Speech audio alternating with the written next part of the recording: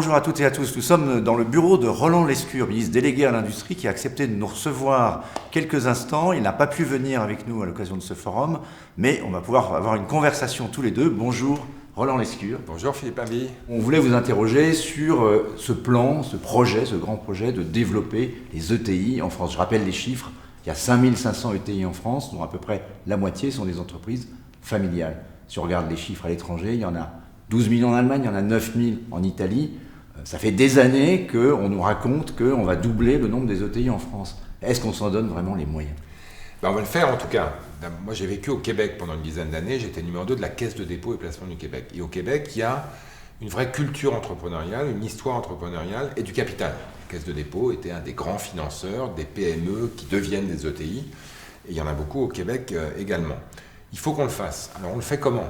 D'abord, je suis ministre de l'Industrie, donc je ne vais pas évidemment vous dire le contraire, en réindustrialisant, parce que les ETI, les entreprises de taille intermédiaire, pour beaucoup, elles sont dans l'industrie. Qui ont des avantages compétitifs réels, c'est-à-dire qui permettent de vivre, de durer, de prospérer, de croître, elles sont souvent dans l'industrie. Donc quand vous réindustrialisez, vous créez plus d'ETI.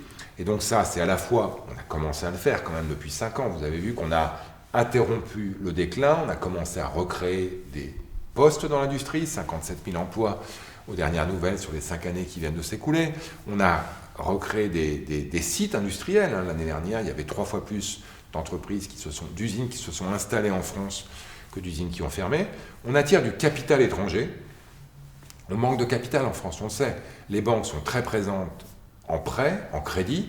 On manque de capital action, de capital risque. Justement, on parle là d'entreprises familiales. Souvent, ce sont elles, effectivement, qui sont les capitalistes en France, au bon sens du terme. Est-ce qu'on fait suffisamment pour développer un capitalisme, redévelopper une envie de capitalisme entrepreneurial dans ce pays ?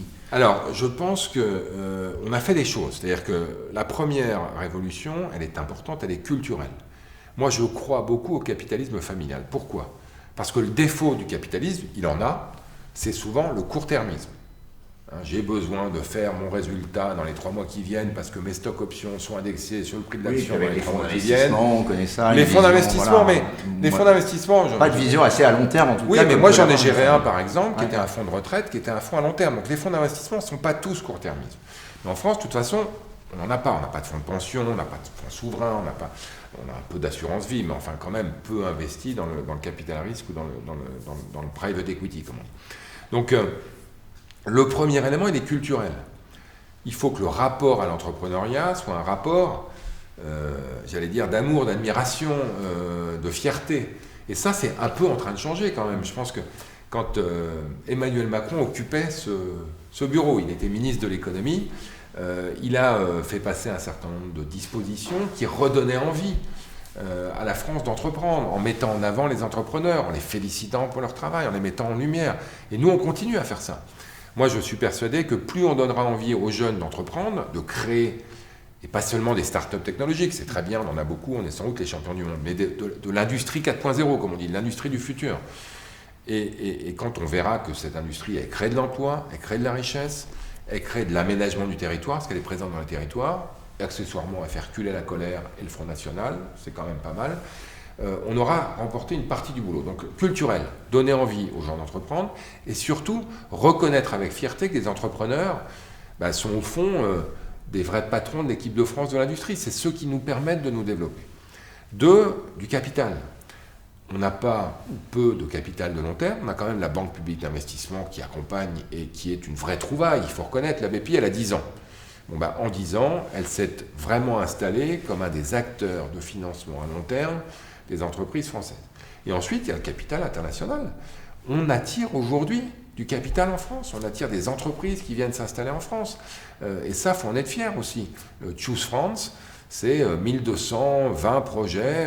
Alors, un des arguments, il y a évidemment les qualités de la France, mais l'environnement fiscal a pas mal changé. Ah oui. Dans le cas de merci de le noter. Non, mais il faut le reconnaître. Mais dans le cas de l'entreprise familiale, elles disent qu'il n'a pas suffisamment changé. C'est-à-dire que quand on nous compare, je citais l'Allemagne ou l'Italie, on continue d'avoir aujourd'hui des boulets aux pieds, nous les entreprises familiales, notamment à ce moment très particulier, celui du passage d'une génération à l'autre, vous le savez, c'est parfois le moment le plus stressant, le plus compliqué.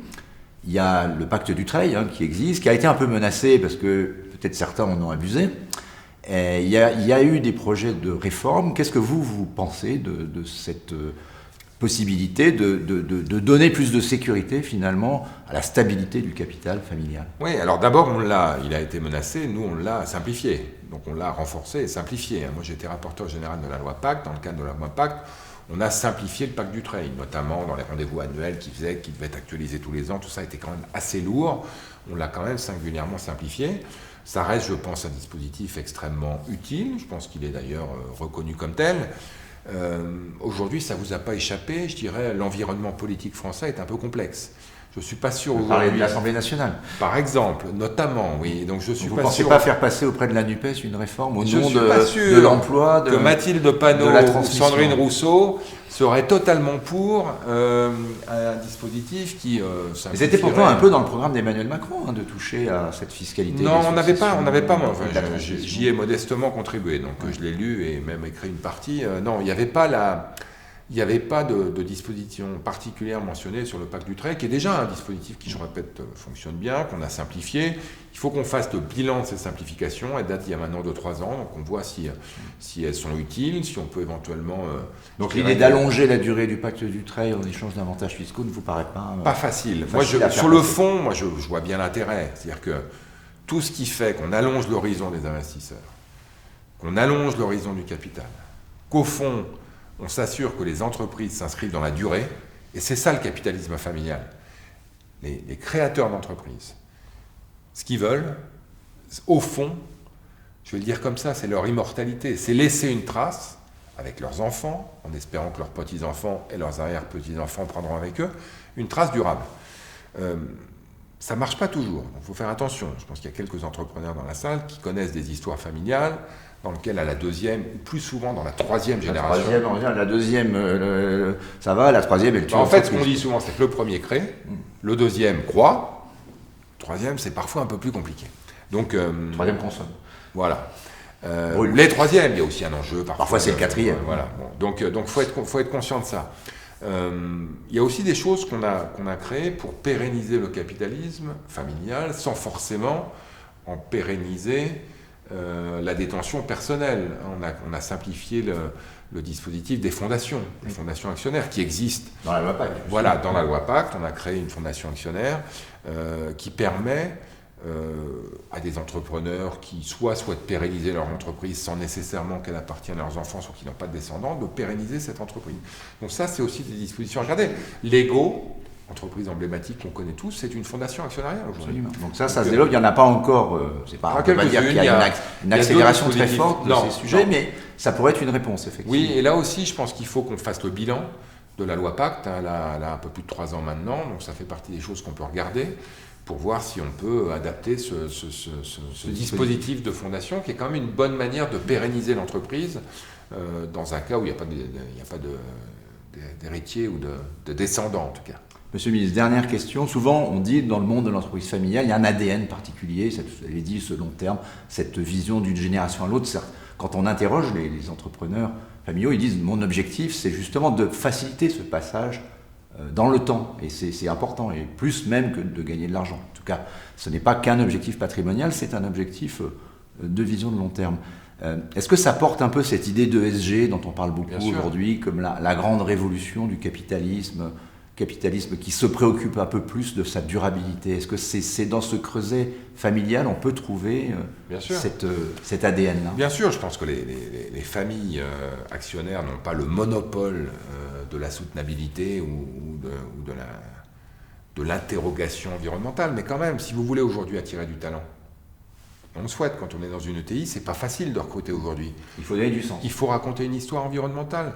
Et évidemment, si vous souhaitez que votre entreprise, elle vive pour toujours, si elle ne fait pas face au risque environnemental, elle risque de perdre du talent, elle risque éventuellement de faire face à des problèmes sanitaires vis-à-vis des consommateurs qu'elle aura mal protégés, ou de risques de processus industriels, accidents industriels et autres. Donc, si vous voire même de plus être financé. Et ensuite, mais ça on n'y est pas encore, je pense que les banques elles ont encore un peu une révolution copernicienne à faire sur leur capacité. Elles n'ont pas complètement fait le travail. La vraie finance verte, elle n'existe pas encore. Ouais. Moi, je veux pas. Nous, à la Caisse de dépôt du Québec, on s'était dit, au fond, c'est quoi notre avantage compétitif? on gérait les retraites des Québécoises et des Québécois. Notre seul avantage compétitif, c'était le temps. On était capable d'investir dans la durée. Et bien, quand vous investissez dans la durée dans une entreprise, vous ne vous posez pas les mêmes questions. Vous ne demandez pas la manière dont les 3 prochains mois vont se passer. Vous demandez la manière dont les 3 prochaines décennies vont se passer. Quelle est la vision à long terme de l'entrepreneur? Qu'est-ce qu'il fabrique?